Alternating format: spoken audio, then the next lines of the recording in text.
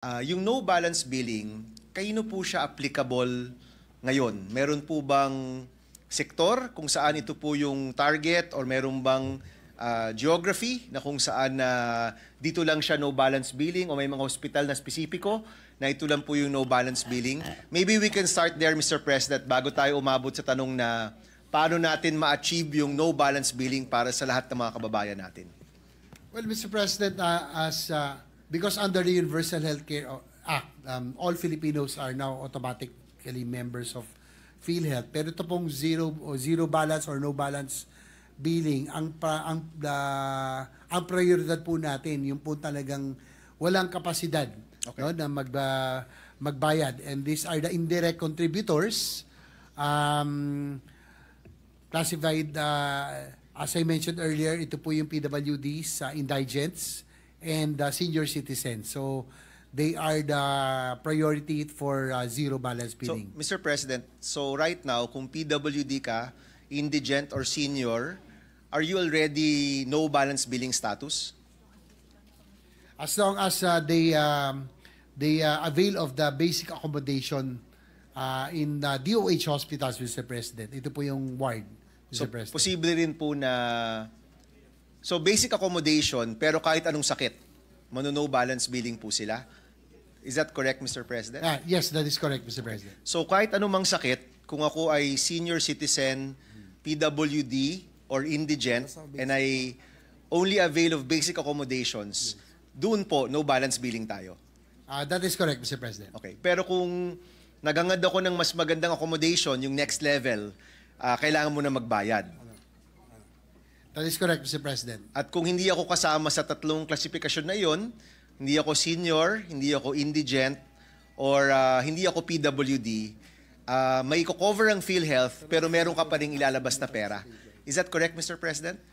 Yes, that is correct, Mr. President. However, yung pong mga hindi, those who would not fall under the indirect contributors o ito mang pong prioridad po natin, kahit po sila kailangan magbayad, our intent is still to lower the out-of-pocket expense. So, kung sila po yung mag-avail ng private accommodation, of course, there will be expense already, pero ang target ho natin is for PhilHealth to at least increase its participation. No? Na talagang ito man nakaraang taon siguro naging mainit kasi po napakaliit nung kanila pong sinasagot.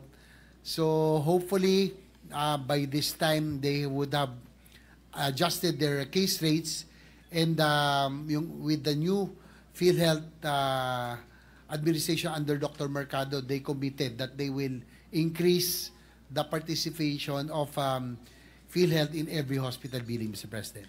Mr. President, so kung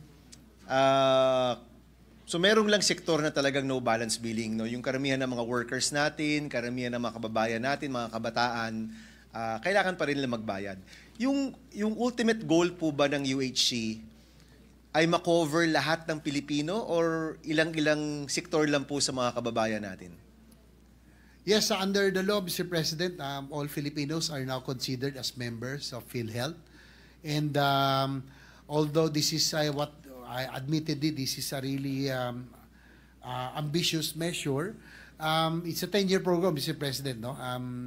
We are already entering the 6th year of implementation. Medyo, sa totoo lang, medyo malayo-layo pa tayo. But siguro baby steps, we're trying to improve, Mr. President. And at least these are all welcome development. Ito pong nakarangso na ating Pangulo na kahit paano nabigyan na ng kahalagan ng importansya itong healthcare and the universal healthcare program. So, yun po, Mr. President, baby steps and malayo-layo pa sa totoo lang, pero I'm hoping that with this present Congress right now, if we will all work and help each other realize this of having a genuine universal healthcare, access to genuine universal healthcare for all Filipinos, sa tingin ko naman po ay kakayanin, no? Yes, it's true that it might entail cost, but I think if pagtulong-tulungan po natin, magagawa po natin ng paraan to. Mr. President, I don't know kung masasagot na to ngayon, no? But I'm sure maghihiring naman tayo tungkol dito. Meron na bang target number or target budget ang Department of Health or PhilHealth pagdating sa pagkamit ng universal healthcare for all? Meron na ho bang, napag-usapan na po ba yan in the previous Congress? Kung magkano ba talaga yung kailangan nating mai-budget para talagang totoo po itong universal healthcare para sa lahat ng Pilipino? Well, actually, Mr. President, they are still adjusting, no? Kasi nga po taon-taon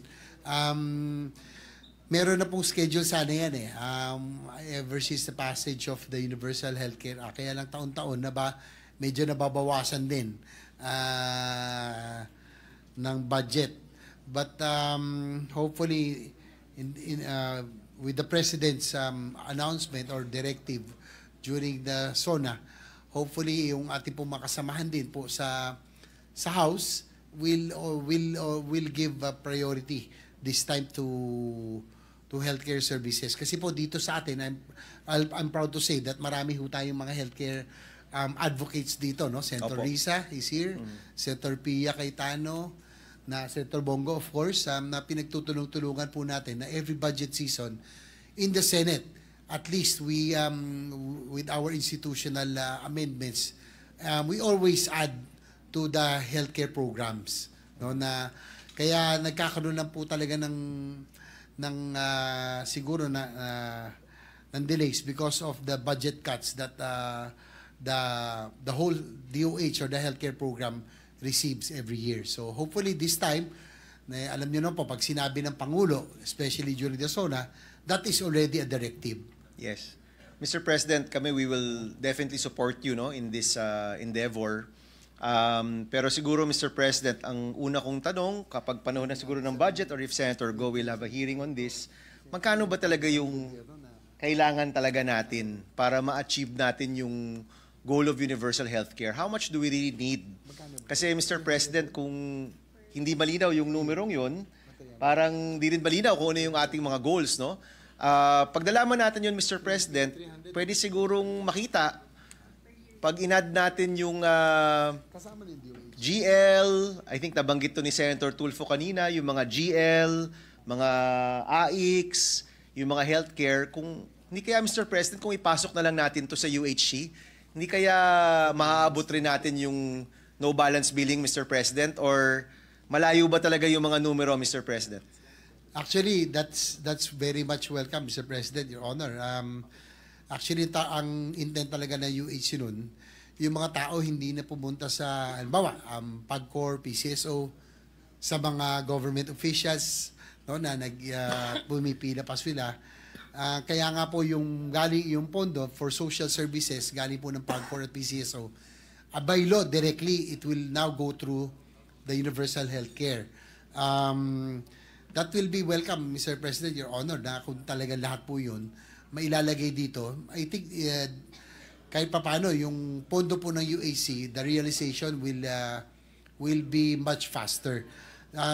Just to give an idea, siguro ang kailangan ho natin every year is about 300 billion for the implementation. Kasama na po yun yung budget ng Department of Health and PhilHealth's portion, no, for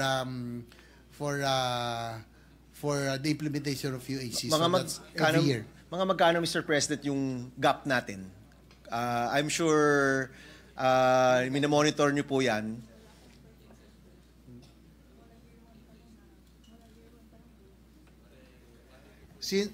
Since year one of its implementation, Your Honor, Mr. President, medyo nagkulang din. No? But we will give you